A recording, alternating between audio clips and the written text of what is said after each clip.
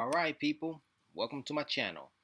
Today we're going to talk about four scams in the Philippines. Alright, there we go.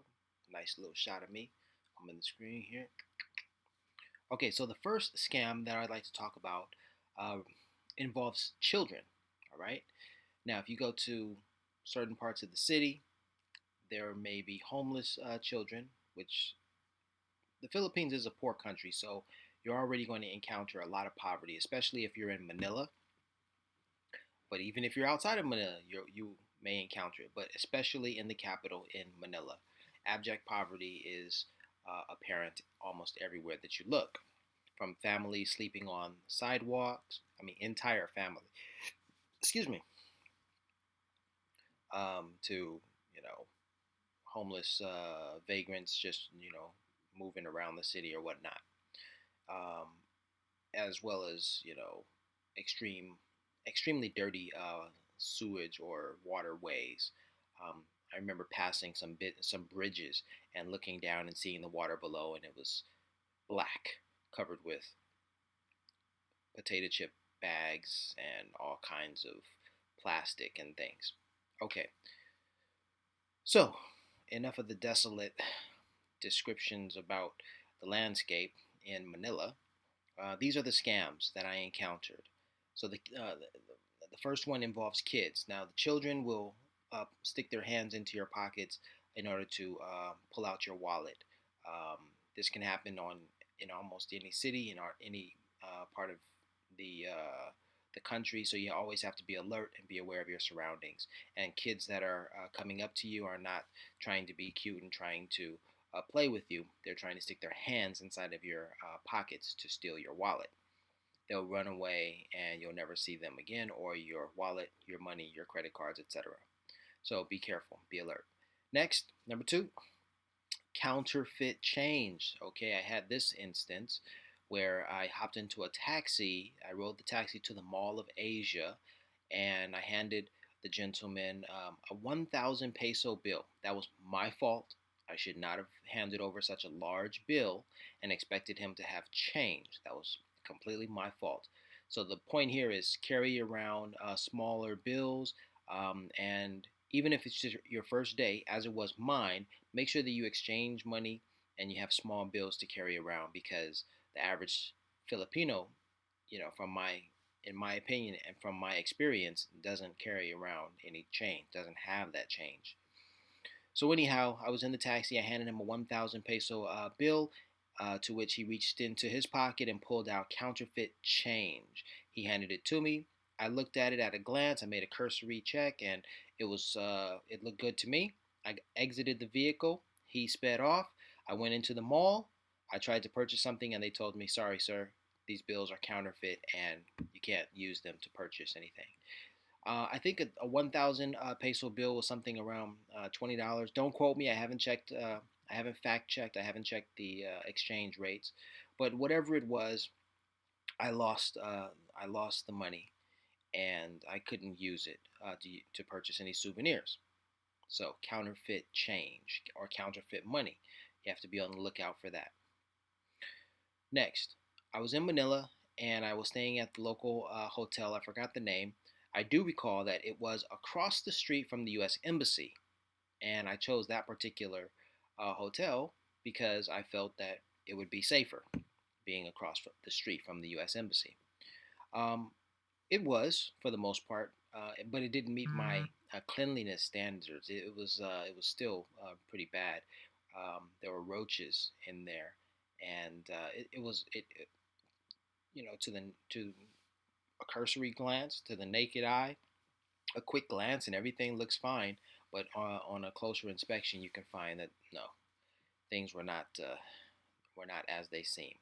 Anyhow, um, that hotel posted signs and they said, "Do not ride the horse and buggies." But when I was there, I said, "Hey, man, you're not gonna tell me what to do, and I'm gonna go for the adventure. I want an adventure." So that's where that's where I made my mistake. I jumped on the horse and on buggy, and before the ride, they told me 50, and I thought they meant 50 pesos. No, They said 50 and they meant 50 US dollars. So when I arrived at my destination and hopped out and handed him 50 pesos, he looked at me like I was crazy and demanded more money. To which I couldn't do anything because I wasn't prepared to pay $50, 50 US dollars. And so I had to trick the guy. I told him, "Hey, there's an ATM over there. Let me run and go get your money." So I ran away. There were some police officers at the ATM.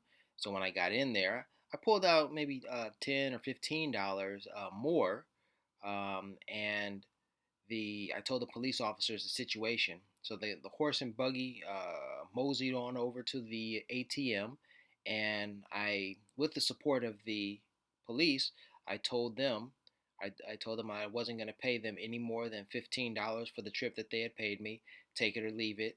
And the police were there to sort of back me up. The police were nice and kind, and they told them, they argued with them in Tagalog, and then shooed them off. So they took the $10 or $15 I gave them, and then I believe I jumped into a taxi and went back to the hotel, never to do that again. So the point here is follow the suggestion of the hotels. They have good reason behind it. Otherwise, you may find yourself in a situation just as I did. But hey, that's my story. So if you want a story, then do whatever you please while you're traveling. Okay, and then here's the final thing. Number 4, it's theft. I remember I told you I wanted to purchase some souvenirs. I hopped out of the taxi, went into the mall to purchase souvenirs with the counterfeit money. Well, I ended up using my credit card to purchase those goods, about $40 worth of souvenirs. And I made my way to my hotel. It's a different hotel. It was in a different city, and I was still carrying my souvenirs in a nice, lovely bag that I received from the store where I purchased it. And I had some lovely souvenirs, about $40 worth. So I happened to check into this motel. I put my bag down. I went up to my room, and I forgot about my souvenir bag. I had my luggage, but I forgot my souvenir bag. And within 2 minutes of realizing this, I had just gone up a couple of flights of stairs or gone to the second floor, gone into the room. I discovered that I forgot it, went back down, it was gone. So, and I'd have no idea who took it, of course. So theft. Theft is the 4th scam you have to be aware of, be alert of all of your belongings because you could become the victim of theft. Now, I'll give you a little bit more to this story. The next morning, while I was having breakfast at this motel, there was an American couple, and or rather, American man with a Filipino wife. That's how I remember them. And during the breakfast, I overheard the man say, "It's about $40." And I thought to myself, doggone it, another guest in this hotel picked up my bag. They must have gone through it because there was no way that I could have had a coincidence like that. But you know what? By that time, I just let it go. I said, well, if they got my souvenirs, then I just let it go because I'm a solo traveler and I don't want to have any problems. So I just said $40. I can let that go. Plus, I was working at the time, so $40 wasn't that big a deal. It was just a matter of me not having my souvenirs for my trip. Anyway, those are 4 scams that I encountered in the Philippines. Be safe, travel well.